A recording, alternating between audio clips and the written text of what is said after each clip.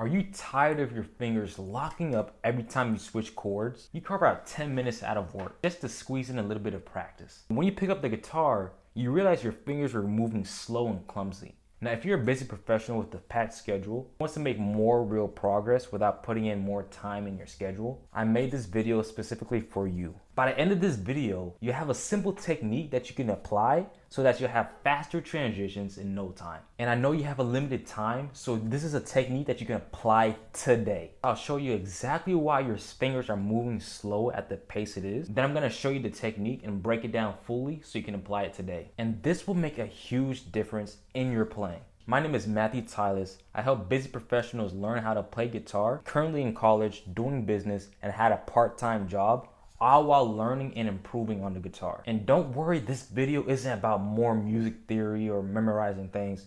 All it is just simple techniques so you can apply it. Let's get started with the video. So I call this the nail on the tire framework. You placing your fingers one at a time is the reason why your fingers have the nail, right? You're placing your fingers one at a time. So what you should do, if you already know where to place your first finger, start in the opposite end. For example, the C chord.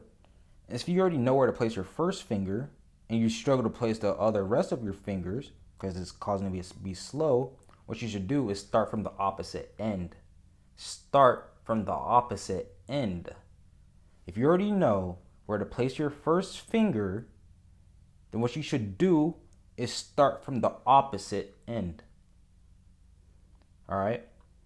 So instead of starting from here, starting one slow at a time, because every second counts, what you should do is start from here. Because the reason why you know where to place your first finger here is because you've been practicing it for so long, right? You just got used to it. Okay, boom, got it. So what if you just change up the spot? What you should do instead is place it right here instead, and boom, all right? And now you'll be a lot faster than you usually do. Of course, this is gonna feel awkward at first because you're not used to it, but over a course of like 2 days or just 2 days of practicing, you just practice this instead of practicing this all the time. You go right here because you already know where your first finger goes, but your third finger, you're practicing to get used to it. So if you got this, your third finger and your first finger, if you know where to place those two, it'll be twice as fast, right? If you know where to place your third finger and your first finger, it'll be twice as fast. All right, so now you're not going one at a time, but now you're going to be twice as fast because you already know where to place those two fingers.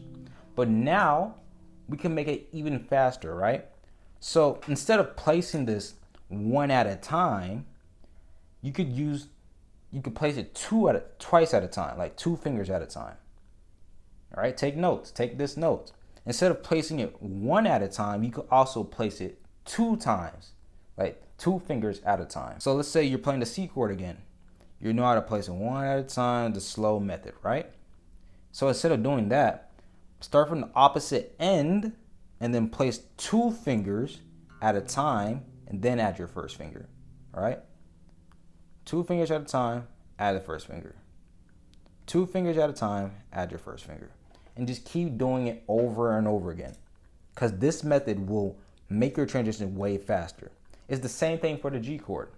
You might be playing the G chord one at a time, just like this, super slow, right? But what if you started placing 2 fingers at a time?